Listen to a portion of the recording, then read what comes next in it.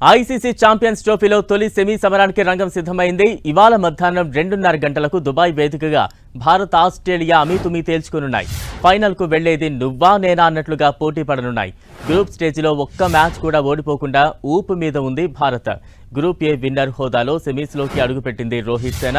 Group A నుంచి Bharat, New Zealand, group B నుంచి south Africa, Australia నాకౌట్కు అర్హత సాధించాయి. టీమిండియా 3 విజయాలతో 6 పాయింట్లు సాధించి గ్రూప్ ఏలో టాప్ ప్లేస్లో ఉంది. గ్రూప్ బిలో ఆస్ట్రేలియా 4 పాయింట్లతో రెండో స్థానంలో నిలిచింది.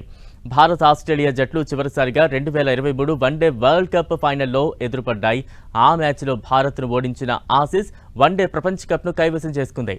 ఆ ఓటమికి ప్రతీకారం తీర్చుకోవాలని భారత ఆటగాళ్లు కసి మీద ఉన్నారు. ఇటు కంగారులు కూడా ఈ మ్యాచ్ గెలిచి ఫైనల్కు అర్హత సాధించాలనే పట్టుదలతో కనిపిస్తున్నారు.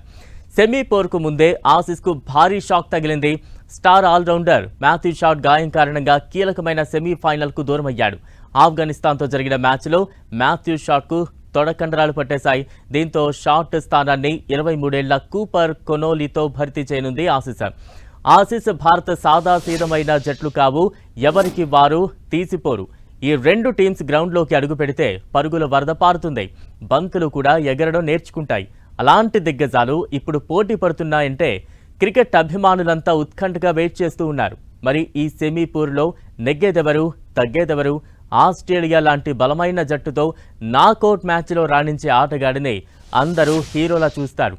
మరి ఇవాళ ఆ హీరో ఎవరవుతారన్నది ఆసక్తికరంగా మారింది. టాప్ ఆర్డర్లో గిల్, కోహ్లీ సూపర్ ఫామ్లో ఉండటంతో వారు మరోసారి బ్యాట్ ఝులిపించాలని ఇండియన్ ఫ్యాన్స్ కోరుకుంటున్నారు. సెమీస్లో కెప్టెన్ రోహిత్ పెద్ద ఇన్నింగ్స్ ఆడాలని అభిమానులు ఆశిస్తున్నారు. ఇక మిడిల్ ఆర్డర్లో శ్రేయస్, అక్షర్ పటేల్ సూపర్ ఫామ్లో ఉన్నారు. అయితే వికెట్ కీపర్గా ఆకట్టుకోలేకపోతున్న కేఎల్ రాహుల్ బ్యాటింగ్లోనూ ఆశించిన స్థాయిలో రాణించడం లేదు. దీంతో రాహుల్ ప్లేస్లో పంత్కు ఛాన్స్ ఇస్తారా అనేది ఇంకా సస్పెన్స్గానే ఉంది.